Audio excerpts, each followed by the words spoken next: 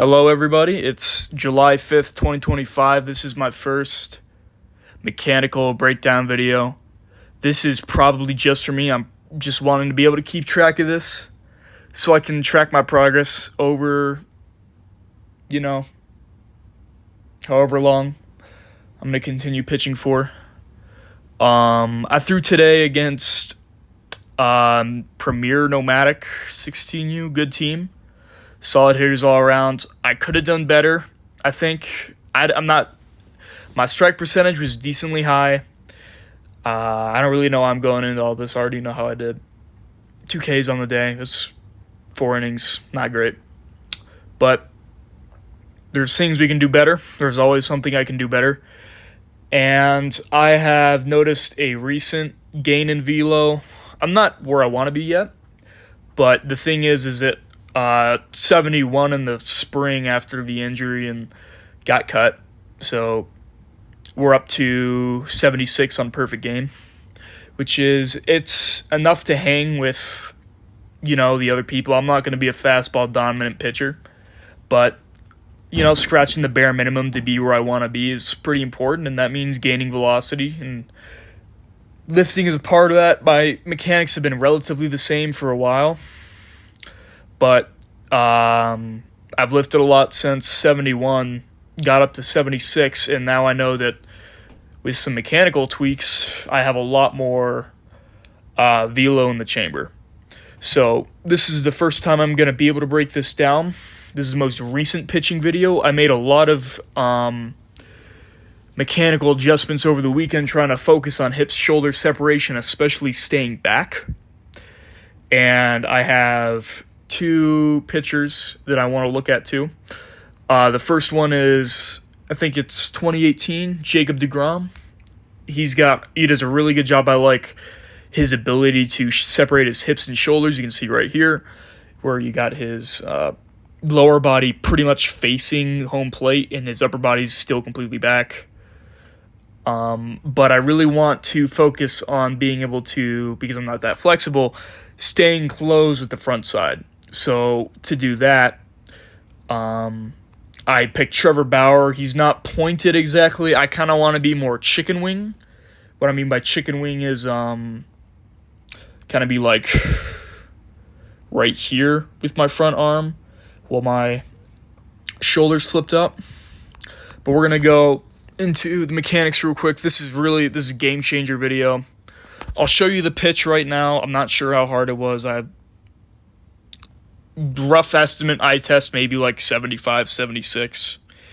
I thought I had some pretty decent velo on it. It was definitely one of my better pitches of the day. I'm not sure. We're about to find out how I did mechanically on it.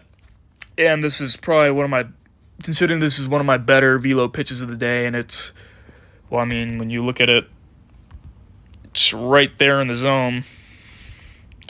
On this guy, he's way far. JT Williamson, he's very far back off the plate. He did not like what he saw here today. I'm not sure why. I hit that one kid twice, but it's all right. So, starting off, we're going to start off we're going to work from the ground up. So we're going to start off with the lower half, because that's really the thing I need to do a lot better. It's really tough to look at the lower half from the home plate view, but we at least have something to work with. So I come up here. First thing I see, very stiff with this front foot. I want it kind of dangling like this. It's going to be a lot easier to be loose in that front hip. Speaking of the front hip, I want my butt cheek facing more towards the plate, where I'm a little bit more open. I kind of want to be a little bit more closed off. It's really difficult to tell from the front. I can't really tell how closed off I am, but I do know that I'm a little bit bent, slightly bent. I'm not perfectly straight up because I'm going to lose all my athleticism. I'm perfectly straight up. If I'm squatted down a little bit more, it's going to be a little bit tougher to pitch out of. I'm not sure yet, though. I do know that I can get a little bit more velo if I'm going to be right here, maybe a little bit higher than that, but I'll definitely be more stacked to my back leg. That's what my big problem was today, where you can even see it from the home plate view. It's usually pretty difficult, but it was so bad today how very obviously I'm collapsing into my front knee. In this situation, perfect example, let's see how Jacob Degrom does it. Obviously, I'm not Jacob Degrom. Jacob Degrom's probably 6 foot something. I know Trevor Bauer, who I have as my other example, he's 6 foot something, but Trevor Bauer, top 98. Jacob Degrom was throwing 100 at this time, so obviously I have something to learn from them. But right here, and he actually does kind of collapse a little bit with that front hip. I'm not sure if it's just he has really good drive. He probably can get away with it because he is such elite hip shoulder separation where he can create that momentum down the mound but be able to keep his front side back, where I don't have that kind of flexibility yet. So you can still see, even though I am collapsing, right when I get in here, this is where I finish my drive, because you can see my front foot stays planted from here. Speaking of staying planted, the mound today, that was not great. Douglas County High School, you need to do a better job of that. But you can see that it's good. It's all right. I think we can do way better, though. Especially if I just keep this out here for as long as possible, and then I can really pull it down right there. I think I can get way much more torque out of my upper half, and I'll get way more separation between my hips and my shoulders. Let's see how Trevor Bauer does it. Okay, so he gets into that. That's what I thought. So you can see right here when he separates, it's kind of difficult to see, but he is just straight down into that leg, but he's not collapsing until his front side is going. You can see me collapsing almost immediately with that back leg. And I think a big part of that is I need to establish some kind of drift towards the plate to gain momentum, so I don't have to force so much momentum by jumping off the mound with my back leg, because that's how I lose a lot of power. A lot of my power is in my legs. That's the case with everybody. People can squat 300 pounds and only bench 150 pounds. That's how it works. Your legs are naturally, you just have more foundation and more strength.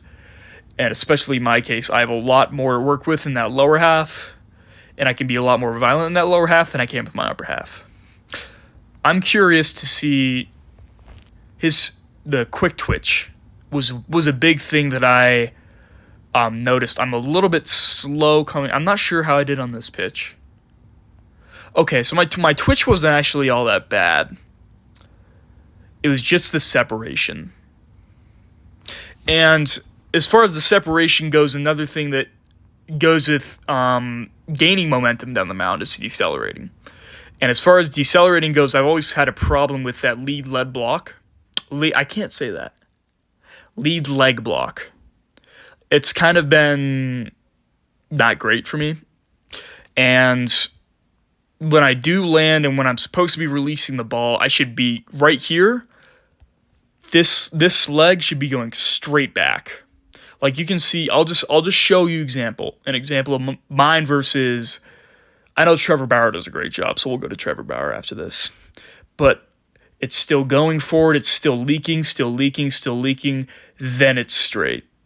There is so much energy being lost, and there's so much power that could be transferred to the upper half that's not being transferred because I'm doing such a bad job of blocking that lead leg. In Trevor Bauer's case, we can see him glide down the mound. He's going to glide right here. He pushes back right here. He pushes back onto that lead leg, and even though it's not perfectly straight, he's completely decelerated his momentum, and his lower half is almost going back because the energy that's being created from the torque of his back hip is being transferred into straightening his front hip, and it's like a whip where the base transfers all the energy to the top. This is releasing all of his energy when he's pushing back. All of his energy is going to his upper half, and it's way easier to whip it, be able to whip the ball forward. I'm going to look at Degrom real quick. I'm not sure. The big thing with him was separation over deceleration, but I'm assuming he does a really good job of it too. He does an even better job than Bauer does, because he's able to press down into the mound. I'm gonna lower this a little bit. He's able to press down into the mound with that front foot and completely block off his lower half momentum and be able to transfer it to the top. Meanwhile, you can see with me right here, all the momentum is just being spun off. It's not going anywhere. It's not being transferred into the ball. It's just spinning that way aimlessly. And I think that if I am able to transfer this energy from the lower half and be able to whip my upper body forward, the velo will come instantly. I'm not sure how much, but I think it should be a pretty significant amount. Maybe enough to get me up to 80. Okay, now we're going to talk about the upper half. This is another one that's important. So we go into this. We're going to watch, because I don't think I've shown you yet, we're going to watch close up the full mechanical break, like the full, just unhashed full mechanics of this pitch. Okay, so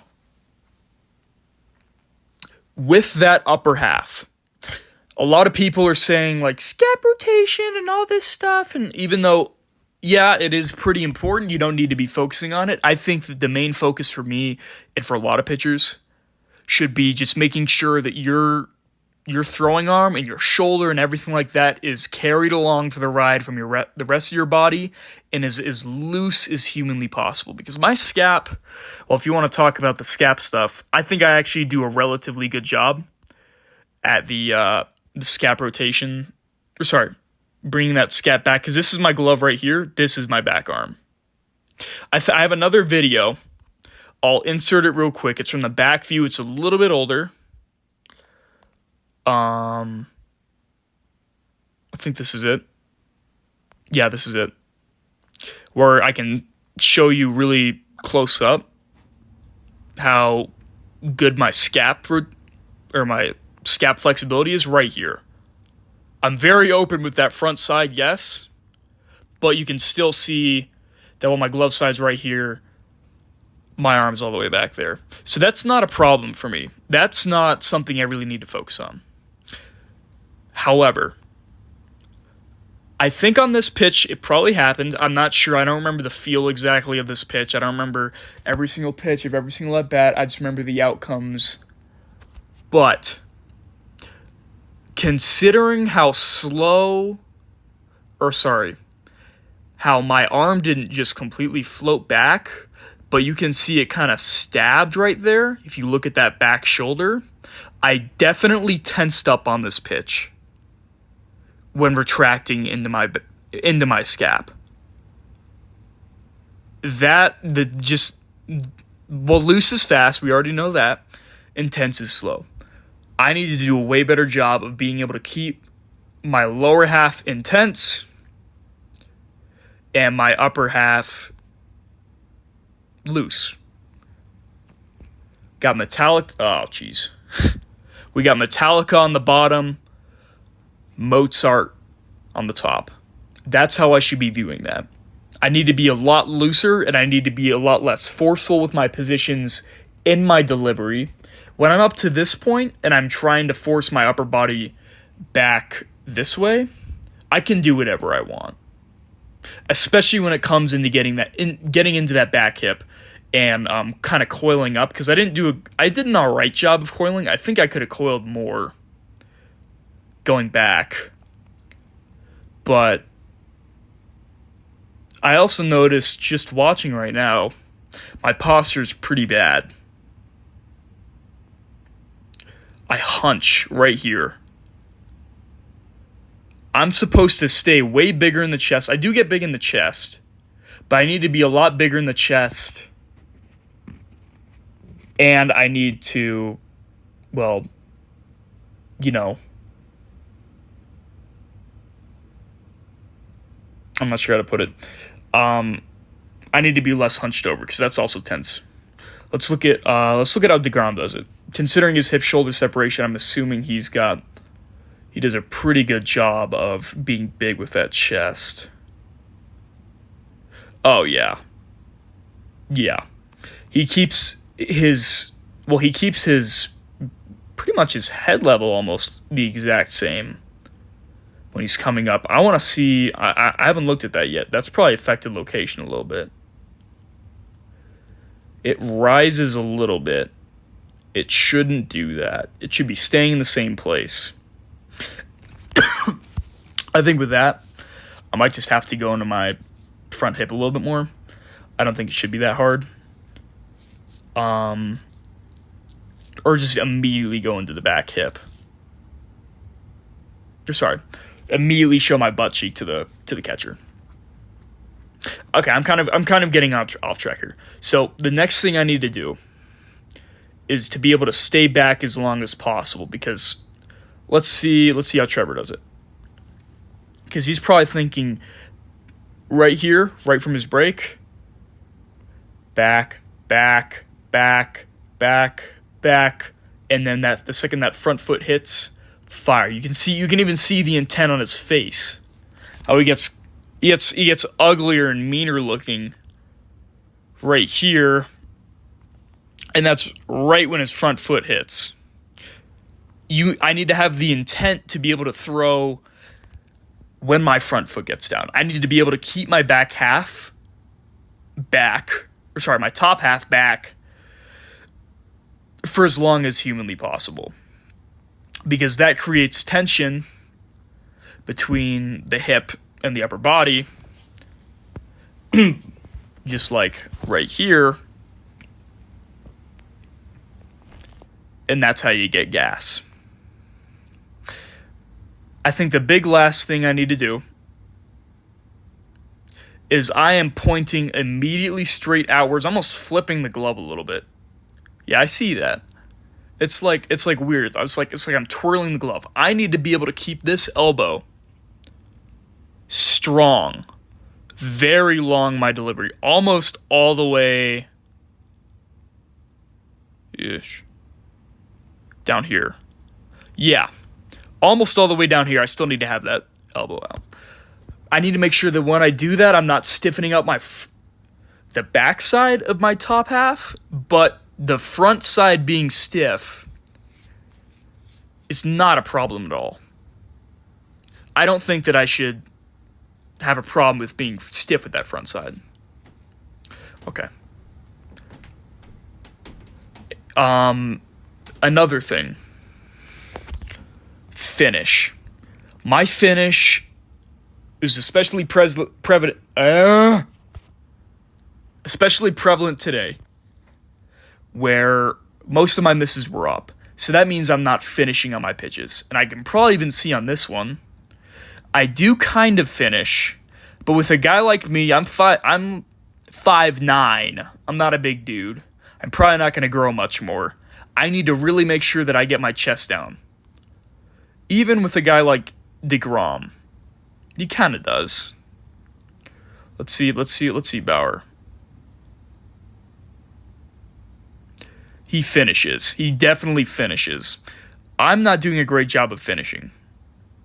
I am doing a good job of being able to get that arm through quick, just the natural arm speed, but I need to be able to get my chest down, because when I get my chest down, I'm going to have a lot more separation between my shoulder and my chest, which that's just extra rip. Why not love extra rip, But I'll be able to, even my release point right there was a little bit high.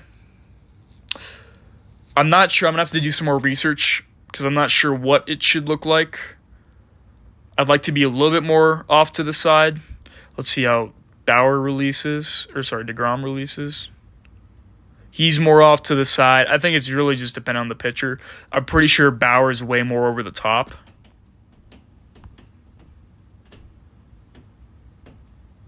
Not really. Not as much as I expected. I need to be able to get my chest into a different position a lot lower. Not only to finish down, but because it'll really help out with my layback and being more flexible in my upper half. I really, really need to work on Supermaning out front and finishing low with that chest. Okay. Now we have that out of the way. Going to talk about some final notes. Number 1, with that lower half, don't collapse, stack. I'm going to put that off to the side. Number 2, lead, leg, block. We need to be stiff with that front side so we can have more energy transferred to the upper half. That's how we create the whip. That's how we create more separation. It's fireworks. It's the 5th of July. That was yesterday, man. Come on. With that lower half. Number 3. I didn't really talk about this, but I started noticing it more. Coil into back hip. That's another big part of showing the butt cheek. Where you can see right here, I'm not really showing that butt cheek to him. It's not good. It needs to be a lot better. I need to close off earlier. And maybe even make maybe I could even make the adjustment of landing more across instead of landing more out front. Because I'm very swing the gate. I need to be a lot more up, down, and out. And I need to separate a little bit earlier. Let's put those down. Number 4, glide across the mound. We just got into that. I need to be less swing the gatey, be able to create more linear momentum down the mound. Number 5, try landing across. I'll get back to this. We have one more game tomorrow. I'm not throwing in that because I threw today. But I'm throwing a bullpen on Monday, the 7th. So I'll get some film and we'll regroup back here. Okay. What? Okay. Now, we're going to get into the upper half. Number 1, be loose and whippy. Obviously, easier said than done, but we do need to make sure that we don't stab with that back half, or with the back half of my top half. With my throwing arm, stabbing back with the elbow is definitely not a great way to stay loose, and that's going to create a lot of tension. I'm going to lose a lot of velocity. Number 2.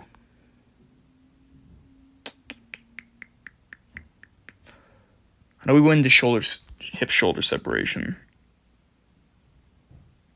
That's why I make these videos. This is my first time making the video. Let me watch this again and see.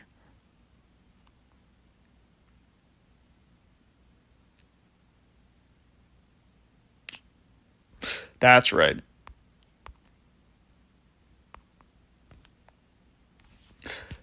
Delay the top half. Part of this be loose and whippy, I'm going to put my mental cue in there.